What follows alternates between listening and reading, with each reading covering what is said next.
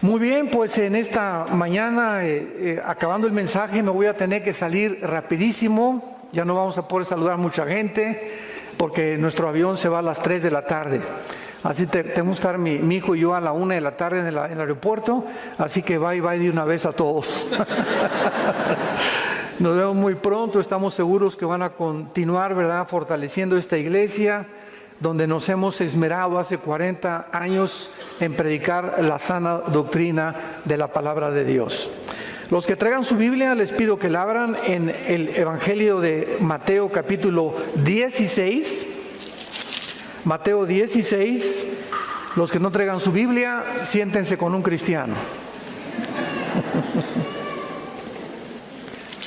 Mateo 16, versículos 13 al 17. Y nuestro tema es acerca de investigar bíblicamente si realmente Jesús fue un simple maestro de moral, un gran revolucionario, uno de los iluminados que ha habido en las diferentes épocas de la historia, o si Jesús realmente fue Dios en la carne. El Hijo de Dios que bajó del mundo y tomó un cuerpo como el tuyo y como el mío para poder en la cruz pagar por nuestros pecados. Hace 2000 años Jesucristo tenía una pregunta muy importante que hacerles a sus discípulos. Y dice Mateo 16, versículo 13, que viniendo Jesús a la región de Cesarea de Filipo, preguntó a sus discípulos diciendo: ¿quién dicen los hombres que es el Hijo del Hombre? Ellos dijeron: unos Juan el Bautista, otros Elías, otros Jeremías o alguno de los profetas. Y él les dijo: ¿y vosotros quién decís que soy yo? Respondiendo Simón Pedro dijo: tú eres el Cristo, el Hijo del Dios viviente. Entonces le respondió Jesús: bienaventurado eres, Simón, hijo de Jonás, porque no te lo reveló carne ni sangre, sino mi Padre que está en los cielos. En aquel tiempo, esta pregunta acerca de la identidad de Jesús era la misma pregunta que en el siglo XXI la gente continúa haciéndose. Si tú vas a la escuela, a la universidad, con tus amigos, pues Jesús, ¿verdad?, está en una cruz colgado, fotos de Jesús por todos lados, celebramos la Navidad. Y la gente continúa creyendo lo mismo. Yo lo hacía precisamente también porque antes de ser cristiano, yo pertenecí a la ideología marxista-leninista. Y cuando me preguntaban acerca de Jesús, cuando mi hermano comenzó a hablarme de Jesús, yo le dije que era descendiente del Che Guevara. Imagínense nada más, ¿no? Fue un gran revolucionario, vino a tratar de establecer la libertad. Y además les decía yo al grupo de personas que me seguían que había sido el primer comunista, porque en el libro de los Hechos dice la Biblia que todos repartían según su necesidad, y que eso es el comunismo, repartirnos todo y que nadie sea pobre. Yo estaba grandemente equivocado, porque la diferencia entre el cristianismo y el comunismo es que nosotros lo hacemos voluntariamente y el comunismo lo hace a fuerza. O sea, te obliga a expropiar y te obliga a donar lo que tú tienes, que es la propiedad privada y que es uno de los bienes más sagrados que Dios nos ha dado en la Biblia. Muy bien, una de las cosas más maravillosas, vamos al Evangelio de Lucas capítulo 1, para comenzar, es que Jesucristo nace en este mundo. Señores médicos que nos acompañan en esta mañana, principalmente a los que les interesa la genética, esto es completamente asombroso. Nunca me canso de tener conferencias con médicos, psiquiatras, psicólogos para mostrarles las impresionantes evidencias médicas, científicas, genéticas, biológicas, antropológicas y de cualquier disciplina mental que tú me quieras decir o académica de la Biblia. En 1860, Gregorio Mendel descubre las leyes de la herencia. 1860. Cuando comienza la ciencia a penetrar en el mundo de la genética y a descubrir que hay algo que se transmite de una generación a otra generación. Los tigres transmiten a todos sus tigritos rayitas, los changos son changos, las palomas son palomas, los hipopótamos son hipopótamos. Si siembras una semilla de uva, no crece naranja ni crece chabacano, crece uva, porque todas las semillas y todo lo que existe tiene lo que se descubrió un siglo después de Gregorio Mendel, hasta 1954. Los doctores norteamericanos Watson y Crick se les concede el Premio Nobel de Medicina porque descubren hasta 1954 lo que la Biblia decía desde la primera página del Génesis. Descubren el código genético hereditario que se llama el ADN. O sea, la hélice famosa que se encuentra dentro de las cromosomas y los genes, y donde se encuentra toda la información de quién eres tú y de quién soy yo. En una uva se encuentra un software que alguien puso, vamos a ver quién es ese alguien. En las naranjas se encuentra un software, un código, para que cuando tú siembres la naranja, crezca amarilla con las características nutriológicas y vitamínicas que tiene la naranja, que son exactamente las que el cuerpo necesita. Vean la interrelación tan impresionante. Las uvas, las características tienen que ser así, chiquita, la uva moradita o un poco anaranjadita, la pera tiene que ser diferente, y todo esto viene dentro de cada semilla. Entonces nunca una semilla de uva va a producir naranjas, porque la información genética que Dios puso dentro de esa semilla tiene que ser conforme a su género y a su especie. Génesis 1, 11 y 12. Cuando Dios comenzó a crear todo, estableció Dios hace más de 5.500 años las leyes inexorables de la herencia que hasta 1954 se descubrieron. Ahora, lo más importante de todo esto es que antes de 1954, mucha gente se preguntaba por qué José no tuvo relaciones con la Virgen María. ¿Por qué Cristo no podía nacer como tú y como yo nacemos? Esto es increíble, porque vemos aquí en el Evangelio de Lucas, el que vamos a continuación a leer, la forma como Cristo es introducido al mundo diferente a como tú y yo nacimos. Es el único personaje y la única criatura en toda la historia humana que entró al mundo diferente como tú y como yo. Y la única explicación la tiene la genética, que hasta 1954 se descubre.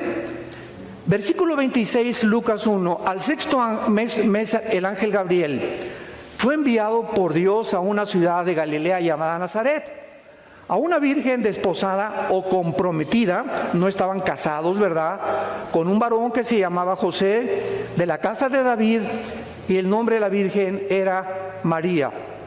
Entrando el ángel en donde ella estaba, dijo: salve, muy favorecida, el Señor es contigo, bendita tú entre las mujeres. Mas cuando ella le vio, se turbó por sus palabras y pensaba: ¿qué salutación sería esta? Entonces el ángel le dijo: María, no temas, porque has hallado gracia delante de Dios. Y ahora concebirás en tu vientre y darás a luz un hijo, y llamarás su nombre Jesús. Este será grande y será llamado Hijo del Altísimo, y el Señor Dios le dará el trono de David su padre. Reinará sobre la casa de Jacob para siempre, y su reino no tendrá fin. Cuando el ángel le da este mensaje a María, imagínense a María: ¿estoy oyendo algo correcto? Porque José y yo ni a Cancún nos hemos ido, ni siquiera hemos tenido una luna de miel, no estamos casados. Y bajo la ley hebrea era una barbaridad que una mujer hebrea se embarazara. sin estar casada. Entonces María, lógica y normalmente, le contesta, versículo 34, ¿cómo será esto? Pues no conozco varón. Respondiendo el ángel, le dijo, el Espíritu Santo vendrá o te cubrirá, y el poder del Altísimo te cubrirá con su sombra, por lo cual también el santo ser que nacerá será llamado Hijo de Dios. Vamos a contestar por qué José no podía tener relaciones con María y por qué Jesús no podía nacer como tú y como yo. Muy bien. Vivimos una época en la que se está tratando de cambiar la identidad de los seres humanos.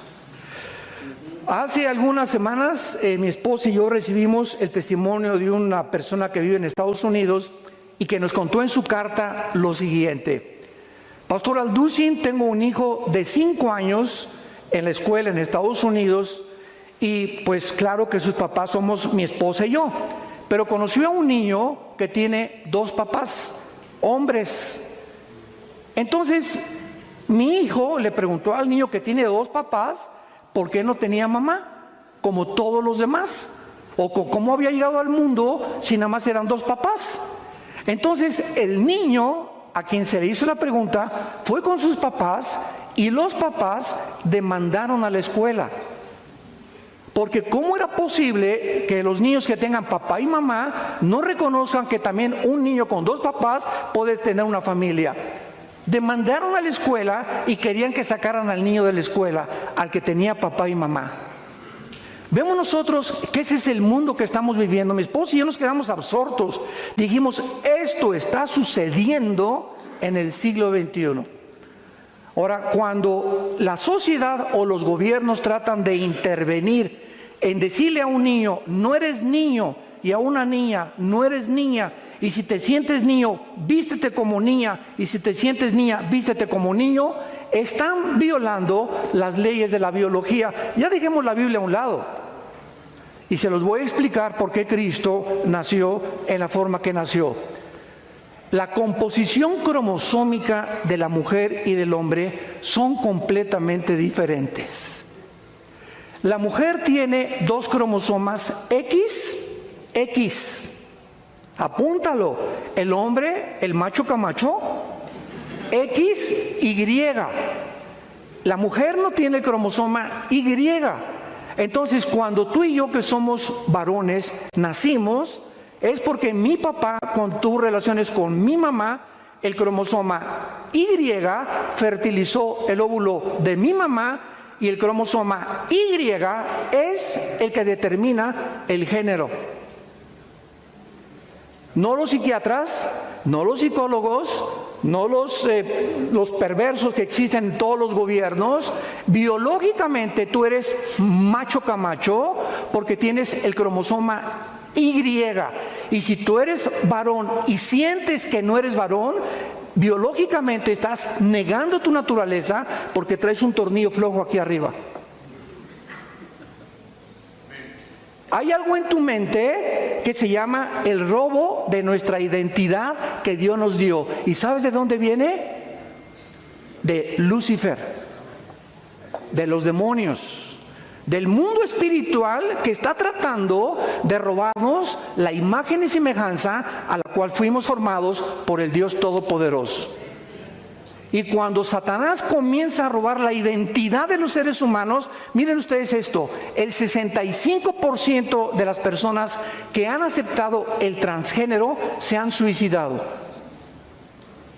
El 65% de las personas que han tratado de cambiarse el sexo o negar su identidad biológica acaban suicidándose. ¿Por qué? Porque pasa un fenómeno impresionante en su naturaleza en el que tienen que luchar durante toda su vida en aceptar algo que no lo son. Y si tú tienes el cromosoma Y, eres macho, camacho. Y negar tu nacimiento biológico es decirle a Dios, ¿por qué me hiciste así? Me hubieras hecho mejor mujer. Muy bien. Cuando nosotros venimos a la Biblia Dios creó a Adán y Eva con espíritu, alma y cuerpo. En otras palabras, somos espíritu, tenemos un alma y vivimos dentro de un cuerpo. El espíritu es la parte a través de la cual nosotros conocemos a Dios, porque Dios es espíritu. Entonces, a través del espíritu lo conocemos, lo adoramos y lo servimos. El alma es el centro de los sentimientos, la voluntad, el intelecto y las emociones. Es la mente. El cuerpo simplemente es el envase donde el alma y el espíritu viven dentro. Por eso el cuerpo, ¿verdad? Vamos a morir, te creman o te cabes en la panza un tiburón. A los primeros cristianos los quemaron vivos en las antorchas. No importa, dijo Cristo en Mateo 10, lo que a tu cuerpo le hagan. Preocúpate mientras estás vivo el destino de tu alma. Entonces, cuando el ser humano se rebela contra Dios, nos separamos. La palabra muerte en la Biblia no significa, apúntalo, cesar de existir. No significa cesar de existir, significa separación, nada más. Entonces el ser humano se separa de Dios espiritualmente cuando le dice a Dios: no quiero tus reglas, no quiero tus mandamientos, déjame independizarme, yo quiero ser autónomo, yo quiero definir mi vida, yo tengo la suficiente capacidad para determinar qué voy a hacer en la vida. Esto es lo que se llama la raza humana caída. Entonces, desde Adán hasta nuestros días, todos los varones hemos nacido con el cromosoma Y infectado por el pecado. Todos los varones traemos el cromosoma infectado por el pecado. Y si José hubiera tenido relaciones con María, entonces José tenía también la infección, porque el pecado, todos hemos pecado y hechos lejos de la gloria de Dios. Cristo hubiera nacido en pecado, porque es el cromosoma Y donde viene el pecado y la transmisión genética para que nosotros heredemos algo. Y así como tú puedes heredar físicamente, mira, tienes el celular de tu mamá y tienes los ojos de tu tía y las orejas de papalote de tu abuelo. Así como heredamos características físicas, la altura, el color de piel, etcétera, etcétera, heredamos también características mentales. Esto es increíble, porque somos almáticos también. Entonces es igual de berrinchuda que su mamá, tiene el liderazgo de su papá. Son características que pertenecen en el alma. Y también hay herencia espiritual, porque si somos espíritu, tuvimos que haber heredado algo espiritualmente. Y la Biblia es el único libro que nos dice cuál fue la herencia espiritual. La Biblia, Sigmund Freud le llamaba la sexualidad infantil, Carlos Marx le llamó la lucha de clases, William Shakespeare le llamó el defecto tráfico, los psicólogos el medio ambiente, la Biblia le llama pecado. El pecado, que significa habernos desviado de la voluntad de Dios. Nacemos con la tendencia chuecos. Este es el diagnóstico que Dios nos hace de nosotros mismos. Hemos nacido chuecos desde chiquitos. Y veo un niño de 2 años, es el dictador más grande de su casa. Ya ves a los niños chiquitos, y no quiero mi juguete, y quiero el otro. ¿Quién les enseñó a ser así? ¿El gato o Fido el perro? No, nacemos con la maldad, nacemos con el mal. Nunca le enseñamos a un niño a portarse mal, les enseñamos a portarse bien, porque nacemos con el mal. Entonces la misma experiencia humana nos muestra que el diagnóstico de Dios es correcto. Entonces el nacimiento de Jesús no podía ser como tú y como yo. ¿Por qué? Por la herencia de pecado en la cual nosotros hemos nacido delante de Dios. Él tenía que nacer de una forma diferente. El Espíritu Santo pone el cromosoma Y para que ovule el óvulo de María, y para que el santo ser que nazca en la matriz de María pueda ser un ser humano como tú y como yo, pero sin haber heredado el pecado. Y la persona que moría en la cruz del Calvario no podía ser un ángel. No podía ser porque los ángeles jamás, ¿verdad?, nos pueden representar. Tenía que ser en la cruz un humano para identificarse con nosotros, pero en la cruz no podía ser un simple humano, porque nosotros no perdonamos pecados. El único que perdona pecados es Dios. Entonces, en la cruz tenía que ser Dios también para perdonarnos. Y ahí estaba la naturaleza dual de Jesús. Era 100% humano y era 100% Dios. Él lloró, caminó, comió, sufrió tentaciones igual que nosotros, pero al mismo tiempo Él era Dios. Y los atributos divinos de Jesús no los ejerció conforme a su voluntad. Dice en Filipenses que no estimó el ser igual que su Padre. Antes de venir al mundo, Jesús, el Padre, el Hijo y el Espíritu Santo estaban en el mismo nivel. El Hijo baja al mundo y el Padre queda arriba del Hijo.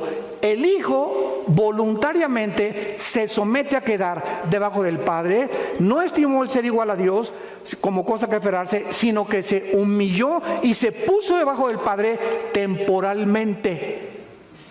Como una vez un testigo de Jehová me dijo, es que Jesús dijo, mi Padre es mayor que yo. Pues sí, porque entiende Filipenses capítulo 2, cabeza de aguacate. Él tuvo que ponerse debajo del Padre para demostrarnos a nosotros la sumisión. Que tenemos que estar sumisos, no somos dioses. Él siendo Dios no estima el ser como su Padre. Y comienza Jesús a decirnos, yo no hago nada, no hablo nada, no veo nada más que lo que veo hacia el Padre. Había 10 personas enfermas y Jesús, imagínense, a los 21 años. Papá, mira cuántos enfermos, mira cuántos están sin el Evangelio. Y el Padre, no vas a curar a nadie, no vas a predicar a nadie, pero papá, hasta que cumplas 30 años. Y este es el periodo que se conoce como el periodo del silencio. Ay, Señor, ya quiero ser misionero, ya quiero ser pastor. Te dice Dios, ya me quiero casar. Cállese. Porque somos impacientes por naturaleza. Y cuando comenzamos a caminar con Dios, comenzamos a aprender a someternos a su voluntad. Y Dios le da lo mejor a los que le dejan escoger a Él. Era hasta que cumpliera 30 años después del bautizo por Juan el Bautista en el río Jordán, que ahí Jesús comenzaría su ministerio. Entonces, vemos la entrada de Jesucristo al mundo de una forma sobrenatural, explicada por la ciencia médica, de la genética del siglo XX y del siglo XXI. Continuemos. Veamos nosotros ahora su deidad probada. En Génesis 1:1 dice la Biblia,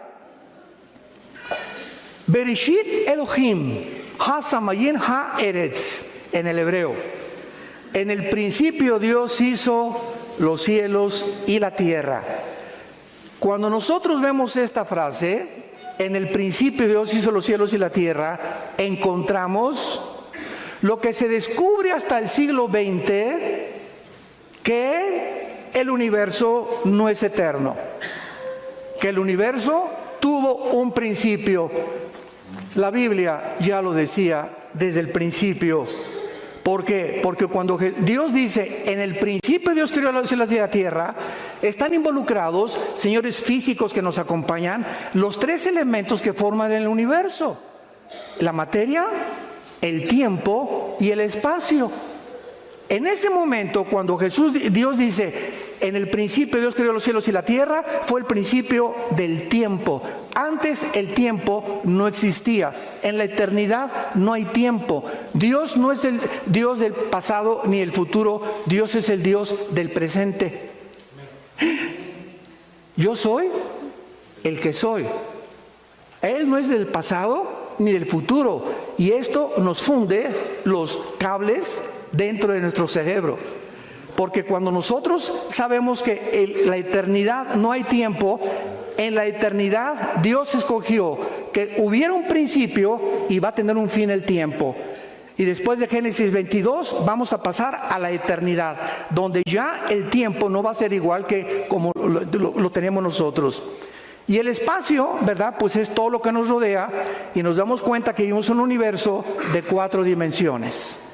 Alto, bajo, ancho, y Alberto Einstein en 1943 descubre la 4ª dimensión, el tiempo, con su fórmula E igual a mc al cuadrado. La energía es igual a la masa por la velocidad de la luz al cuadrado. Y Einstein descubre lo que la Biblia decía con siglos de anticipación, que el tiempo no puede ser igual porque el tiempo no existe. ¿Cómo que el tiempo no existe? Entonces, ¿dónde estamos ahorita nosotros, verdad? Ok, agarra un cohete y salte de la atmósfera y vete a Marte. Y cuando te vayas a Marte y tú tienes 40 años de edad y tu esposa tiene 40 años de edad, cuando regreses de Marte tu esposa va a tener 60 y tú vas a tener 45. Ya es que ir a Marte todos, ¿verdad? Ya lo estoy viendo. Nada más digo puros amenes de los varones, ¿verdad? ¿Por qué? Porque el tiempo no existe en el espacio como sucede aquí. Si te vas a Júpiter, mientras más lejos del Sol, con menos velocidad transcurre el tiempo. Aquí transcurre porque el planeta va a una velocidad sobre su eje de 24 horas y alrededor del Sol en 365 días. Júpiter lo hace más despacio, Marte así. Mientras más lejos del Sol, el tiempo cambia completamente, por lo cual es relativo. El tiempo es relativo. Todo lo que la Biblia enseñaba desde hace muchos siglos. Muy bien, vamos a Juan capítulo 1 y vemos nosotros que la Biblia enseña que el creador del universo fue el Hijo de Dios, Jesús, un hombre, un revolucionario, un maestro de moral como Mahatma Gandhi, Confucio, el Che Guevara, etcétera, etcétera, o el líder que tú me quieras mencionar, jamás se podrá atribuir el decir que él creó el universo. En el principio era el verbo, ¿en el principio de qué? De Génesis 1:1. O sea, Jesús ya existía en el principio. ¿Por qué se le llama el verbo a Jesús aquí? ¿Y cómo sabemos que es Jesús? Ahorita lo vamos a ver, que Él es el verbo. Muy fácil, Dios sabía que con el tiempo iba a haber leyes en la gramática. Yo me acuerdo desde primaria me enseñaron que una oración tiene sujeto, verbo y predicado. El sujeto es el principal de la oración, el verbo indica la acción y el predicado es el resto de la oración. En el principio Jesús fue el que puso, Él era el verbo, el que puso la acción de Dios. ¿Me va siguiendo? Más te vale. Y el verbo y Jesús era con Dios y el verbo era Dios. Todas las cosas por Jesús, por Él fueron hechas, y sin Él nada de lo que ha sido hecho fue hecho. Versículo 9, aquella luz verdadera que alumbra a todo hombre, venía a este mundo. En el mundo estaba y el mundo por Él fue hecho. La Biblia dice en los evangelios que Jesús fue el que hizo el universo. Un momentito, pero ¿qué diferencia hay entre el Padre y el Hijo y el Espíritu Santo? ¿Cómo está eso de la Trinidad y que el Hijo es el Padre, etcétera, etcétera? Lo que sabemos, dice en 1 Corintios 8, no lo sabemos como lo deberíamos de saber. Y se los voy a demostrar físicamente también, con las leyes de la física. Miren, qué fácil está esto, para enseñarles la Trinidad, que es nada más un ejemplo, no podríamos profundizar mucho más. Yo voy a poner aquí una barrera que divida este salón y voy a lanzar un rayo de luz, y este va a ser un prisma, que atraviese el prisma y todos ustedes van a ver, ¿qué cosa? Un rayo de luz blanca, ¿correcto? Pero ese rayo de luz, al entrar al prisma, se descompone en 7 colores. Y si yo les digo a ustedes, ¿qué vieron? Un rayo de luz blanca. Y ustedes, 7 colores. ¿No hay una contradicción aparente? Porque aparentemente es una contradicción, pero es el mismo rayo de luz descompuesto en 7 colores. Entonces, no es que hay una contradicción, es que nos falta captar la realidad del mundo físico. Vamos a tener otro ejemplo. Tomamos el agua. ¿Cuál es la composición de los elementos químicos del agua? H2O. 2 átomos de hidrógeno por 1 de oxígeno. Muy bien, el agua, esa es su fórmula química. Cuando es agua líquida, ¿es H2? Cuando es hielo, ¿y cuando es vapor? O sea, el H2O puede tener 3 formas, pero la esencia es la misma. A Dios le ha agradado manifestarse en 3 personas, pero es un solo Dios. Vamos con los cocineros. El huevo. ¿Qué es el huevo? Cáscara, clara y yema. Dame un huevo y te doy la yema. ¿Es el huevo? Es parte del huevo. Porque el huevo es cáscara, clara y yema. Si te doy la clara es huevo, es parte del huevo.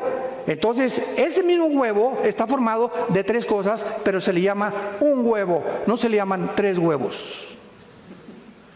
Y Jesús dice que el matrimonio no somos 2, sino 1. Oye, espérame, pero si ella es del sexo opuesto y yo soy macho camacho, ¿cómo que somos 1? Así es. Mantienen su individualidad aquí abajo en la tierra, pero delante del Padre el matrimonio es una sola carne.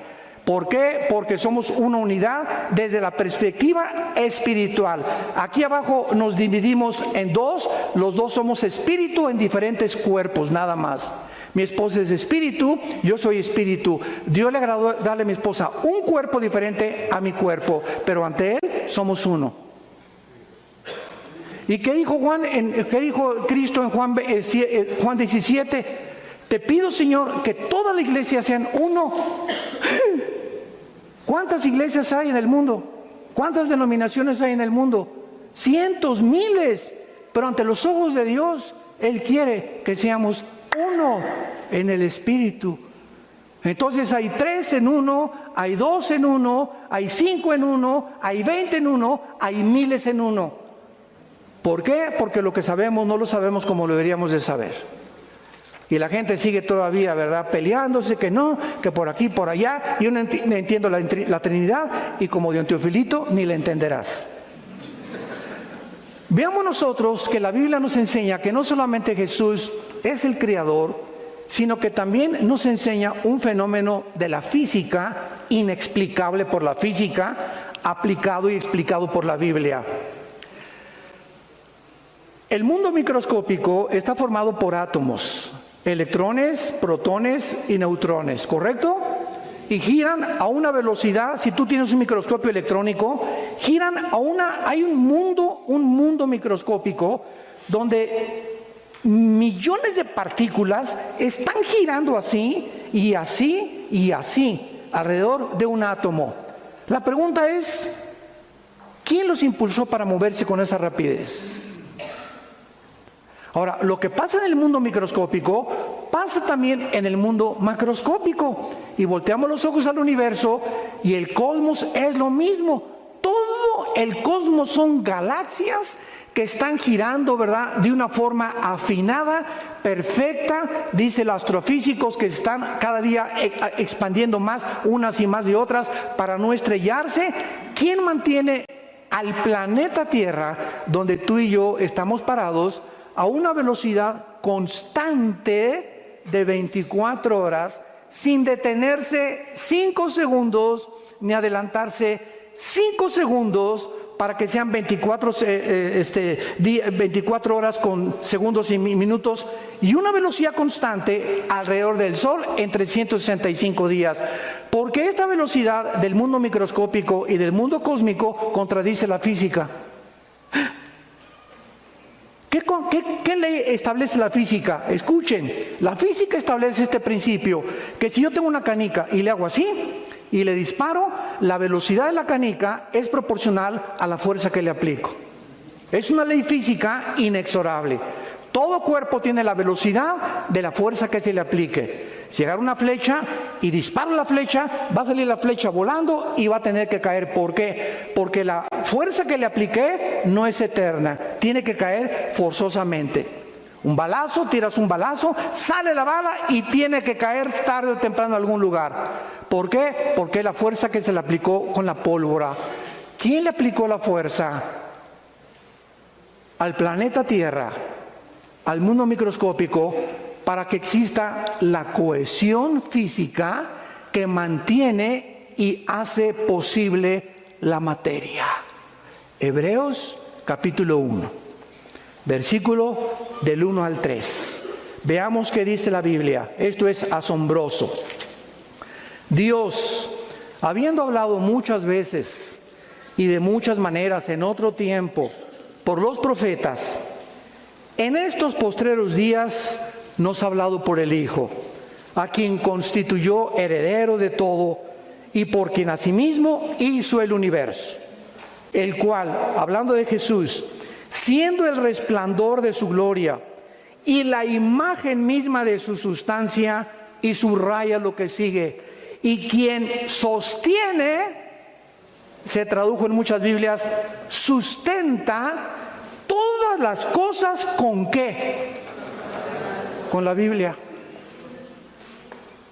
Con la palabra de Dios, Jesús mantiene la materia, la cohesión del mundo microscópico, la cohesión del mundo macroscópico. Es el poder de Jesús. Ese hombre que se hincó a lavarnos los pies, que abrió sus manos y no se defendió y como una oveja fue entregado en medio de estos trasquiladores. Él. Ahora voy a retroceder un poco más. Esto les va a volar completamente todos los fusibles. Dios comenzó en esta tierra en un esperma. Dios se metió a un esperma, porque así fue como nació en el vientre de María. Dios entró a un esperma cuando el cromosoma Y ovula el óvulo de María, se forma un cigote de 46 cromosomas. 23 cromosomas heredé de mi papá, 23 cromosomas heredamos de nuestra mamá. Cuando se juntan, somos un cigote de 46 cromosomas, y ahí, dice el Salmo 139, en el estado embrionario es cuando comienza la vida. Ningún médico te puede decir cuándo comienza la vida, porque ningún médico, por más laureado y los doctorados que tenga en medicina, se puede atrever a decir, porque solo Dios sabe cuándo comienza la vida. Y de acuerdo a la Biblia, comienza en el estado embrionario. Ahí ya somos seres humanos. Ahí estaba Jesús en estado embrionario. Así vino al mundo, de la forma microscópica. El creador del universo se reduce a casi la nada y comienza del esperma a ser un cigote, un feto, nace un niño, crece y muere por nosotros.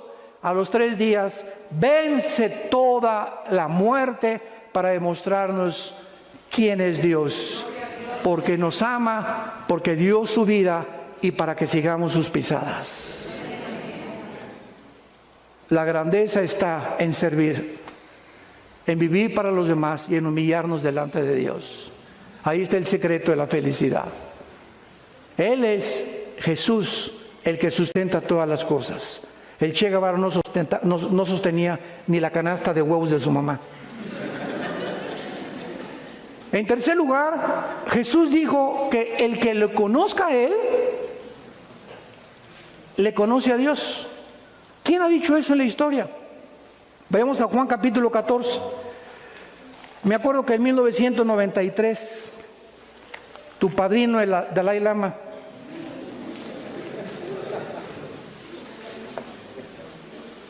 dijo al Papa Juan Pablo II que él era Dios. Así se lo dijo. Y me acuerdo que yo, ni tarde ni perezoso, le mandé un correo a la embajada china para decirle: por favor, ¿nos puede decir cuándo va usted a resucitar? Cuando yo vine a la Biblia y mi hermano Alejandro me dio a Cristo, Les vuelvo a repetir, yo soy un adicto a la lectura desde los 12 años, siempre me ha gustado, me encanta, yo no puedo estar sin leer, por lo menos 2, 3 libros al mes leo, mínimo. Soy un adicto a la lectura.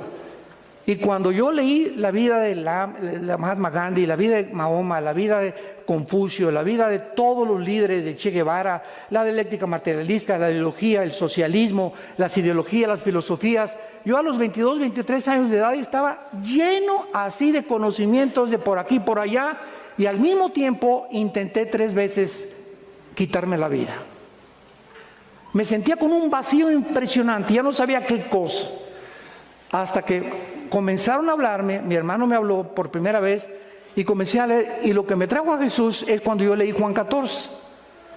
Cuando yo leí estas palabras, hagan de cuenta que salía como fuego, así entraba en mi alma, la búsqueda tan existencial que traía, ¿a quién le dedico mi vida? ¿Para qué nací? La vida es tan corta, ¿a quién se la puedo dedicar? Y cuando leo Juan 14, me acuerdo que caí de rodillas, casi llorando. Y comencé a hacerme las siguientes preguntas. Leamos lo primero. Jesús les dijo antes de morir, esto es un día antes de morir. Antes de morir Jesús les dijo a los discípulos, no se turbe su corazón. Lo primero que les dijo es, no estén estresados. Nunca, nunca, nunca, nunca. No importa lo que pasa en el mundo. Que salió el presidente que el petróleo cayó, que el peso cayó, que la bolsa, que por aquí, por allá. No hagamos caso de nada absolutamente. Mantén dentro de ti la paz de Dios. Todo está bajo control. Soy su hijo, soy tu hija, Señor. Yo no puedo convertir a mis hijos, no puedo convertir a mi esposa, no puedo convertir a las ovejas. Yo no puedo hacer que el dinero me llegue. Señor, tú estás al control de todo. Yo quiero vivir en paz. Mi hija se fue y está en las drogas y se fue a la prostitución. Hermano, por favor, ore por mí. Mire, doña Chencha, primero usted se aplaca y se tranquiliza, porque en el estado en que usted viene a pedirme orar por su hija, me está hablando que usted no cree en Dios. Porque en ese estado se manifiesta la incredulidad. Dice la Biblia, estamos en apuros, pero nunca desesperados. Nunca lleguemos a la desesperación ni a la angustia de ¿y ahora qué hago? ¿Cómo que qué haces? ¿Quién es tu Dios? ¿Quién es el Dios que murió en la cruz por ti? Salte corriendo a tu jardín y ve a los pajaritos. ¿Qué tienen los pajaritos? Ese pajarito que no vale ni 2 pesos, Dios lo sostiene. Y Dios, cuando una hormiguita en el África se muere, Dios sabe que se murió la hormiguita. Cuando vas al peluquero, Dios sabe cuántos pelos te quitaron. Cuando Dios ve el mundo microscópico, sabe cuántas bacterias murieron, sabe cuántos microbios. El conocimiento y la omnisciencia de Dios trasciende nuestra capacidad de pensamiento. Él es Dios. Y tenemos una limitación impresionante para poder pensar.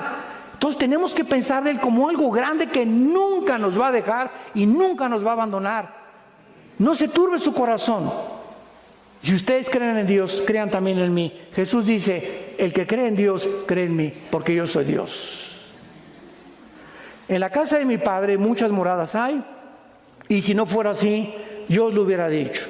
Voy a preparar lugar para ustedes. Dios nos está esperando en el cielo. Ya viene por nosotros pronto. Todo esto ya, Querétaro se va a acabar ya. Todo se va a acabar ya en este mundo, ya aflicción, enfermedades, todo. Vamos de paso, somos peregrinos, estamos rumbo a otra vida, estamos de visita, no somos ciudadanos de este planeta. Aunque estamos físicamente en el mundo, no pertenecemos a este mundo. Somos de Él nos compró. Y su plan es desde antes de la fundación del mundo, ya Él tenía el plan para nosotros. Y siempre para los cristianos, el futuro es lo mejor. Lo que viene es lo mejor para tu vida y para mi vida. Y mantén esta confirmación y esta seguridad. Sí, si quieres aplaudir, no estás seco como un higo, apláudelo, ¿verdad? Ahora vean. Y dice el versículo 3, y si me fuere y os prepararé el lugar, vendré otra vez. Es una promesa de Dios, Dios te está diciendo que Él viene por nosotros otra vez. Y dice, y os tomaré a mí mismo. Aquí está el arrebatamiento de la iglesia, porque es la palabra paralambano en el griego, que significa ser sacados, o es similar a la palabra paso en el griego de 1 Tesalonicenses 4. Los tomaré para que donde yo estoy, ustedes también. Y saben a dónde voy y saben el camino. Le dijo Tomás, el escéptico de todos los apóstoles, discípulos: Señor, no sabemos a dónde vas. Después de tanto tiempo, imagínense, ¿no? ¿Cómo podemos saber el camino? Cuando yo leí esto, fue cuando yo caí de rodillas. Y Jesús dijo, yo soy el camino. No dijo, yo soy un camino de muchos que hay. Yo soy el camino. En otras palabras, si el camino que tú tienes en tu vida no es Jesús, estás en un camino que conduce a la muerte. Porque hay caminos que parecen derechos y tú parece que estás bien, pero si no es Jesús el que va delante de ti, vas en un camino equivocado. Y escúchame, tarde o temprano te vas a arrepentir. Porque Él es el camino. Y no hay más que dos caminos, más que uno. No hay dos ni tres. Él es radical como Él lo está diciendo. Yo soy el único camino. Y si no me estás siguiendo, estás en un camino equivocado. Vas a los arrecifes, tu barco va a naufragar. Porque no traes vela. Yo soy el capitán. Y si no soy tu capitán, tu barco no va a llegar a su destino. Yo soy el camino, yo soy la verdad. La verdad. ¿Saben por qué existe la filosofía? Porque la filosofía es la búsqueda de la verdad. Sócrates, Demóstenes, todos los discípulos, los epicúreos, los estoicos de Zenón en los tiempos de Pablo, en Atenas buscaban la verdad y la siguen buscando. Yo cuando estuve en la Facultad de Filosofía en la UNAM, les hice esta pregunta a los estudiantes de filosofía. ¿Hay alguien de ustedes? ¿Son estudiantes de filosofía, verdad? Sí, pues claro, pues aquí estamos. Dice Facultad de Filosofía, ¿o no dice eso? Bueno, ok. ¿Cuál de ustedes sabe o cómo pueden definirme qué es la verdad? No hubo un solo estudiante que se atreviera a decirme qué es la verdad. Pues la verdad, uno salió, mire, le voy a decir, me dijo este estudiante, era de los más adelantados. Mire, vivimos un mundo, doctor Alducin, donde la verdad la tiene cada quien. Así me contestó. Por ejemplo, me dice, lo que usted ahorita para usted es verdad, para mí no lo es. Y para el que está conmigo no lo es. Entonces le contesté yo, lo que tú me estás diciendo se llama relativismo en la filosofía. Entonces, tú estás confesando que no existe una verdad absoluta. Y me dijo, exactamente. Y le levanté la Biblia. Y le dije, Jesús es la verdad absoluta. Y se quedó así. Y me dice, demuéstremelo. Y le digo, para que sea verdad, la palabra en el griego y en el hebreo para verdad, ¿sabe lo que significa? Lo que no tiene cambio. Lo que no está sujeto a cambiar. Y todo en el mundo que vivimos desde hace 6,000 años en este planeta, todo está cambiando las verdades de la ciencia. Un ejemplo, hace 3 años, Plutón estaba en los libros de astronomía. Y hace 1 año compré un libro de astronomía en una biblioteca ahí en Dallas, Texas, y pues los astrónomos dicen que no, que Plutón no reúne las características para ser planeta, y lo borraron de un pincelazo a Plutón de la astronomía. Imagínense nada más, ahora resulta que me enseñaron mal. Y así pasa con la ciencia. ¿Por qué? Porque no somos dioses. No hay nada que pueda permanecer estable ni equilibrado si no es Dios. Entonces, cuando Jesús dice yo soy la verdad, está diciendo yo soy la única entidad espiritual en el universo que no estoy sujeto a ningún cambio. Yo soy el mismo ayer, hoy y por los siglos. Escúchame, y cuando Dios dice, Jesús dice yo soy el alfa y yo soy el omega, que es la primera y la última letra del alfabeto griego, yo soy el principio y yo soy el final, ¿sabes lo que nos está diciendo? Ok, voy a razonar. Si tú eres el principio y tú eres el final, ¿dónde estoy yo? Ahorita estamos aquí en medio, no hemos llegado al final, ¿verdad? Entonces, si Él es el principio y Él es el final, mi final es Él. Y voy hacia Él. Y mi final y mi camino está asegurado, porque lo sigo a Él. Y finalmente, Jesucristo dice en Hebreos 4:15 que era sin pecado. Ahí está, ¿por qué? Porque no nació como tú y como yo.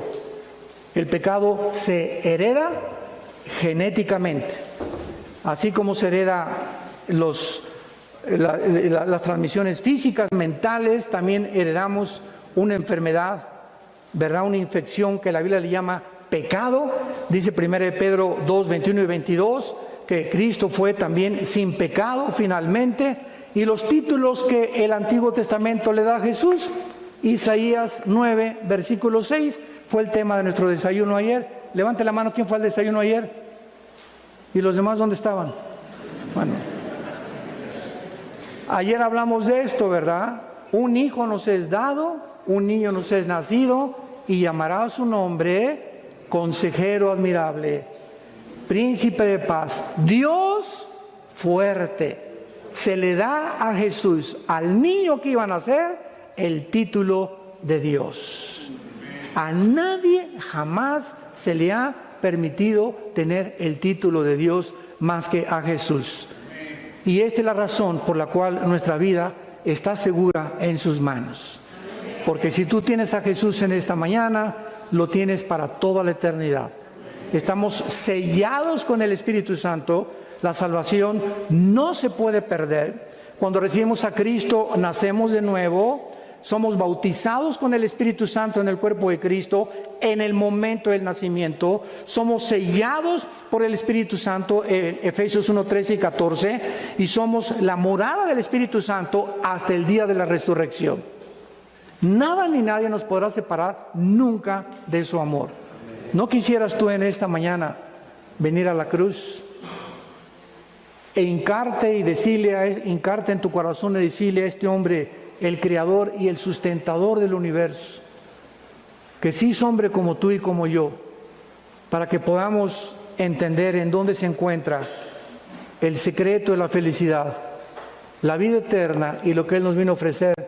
Si tú en esta mañana, en la humildad de tu corazón, le pides que entre a tu vida, si tú se lo pides, Jesús dice, el que viene a mí, yo no le echo fuera. He aquí estoy a la puerta. Ahorita estás oyendo esto. Alguien te está tocando a la puerta de tu corazón. Él no va a entrar. Él es un caballero. Tú tienes que abrirle tu corazón. Si alguien abre su puerta, entraré a él. Dice Apocalipsis 3:20. Y mi Padre y yo cenaremos contigo y haremos banquete contigo. Ven a Jesús. Él te está esperando desde hace mucho tiempo. Y quiero decirles algo. Estoy seguro que en esta mañana hay alguno de ustedes que Dios le está hablando por última vez. ¿Serás tú? ¿Serás tú la persona a quien Dios le está hablando por última vez? Porque Él no te va a perseguir. Él no te va a forzar. No endurezcas tu corazón. Hoy es el día de tu decisión. Hoy tienes que determinar ya en tu vida a quién quieres seguir. ¿Quién es tu amo? ¿En qué camino te encuentras? Oremos. Padre, te damos gracias por tu palabra.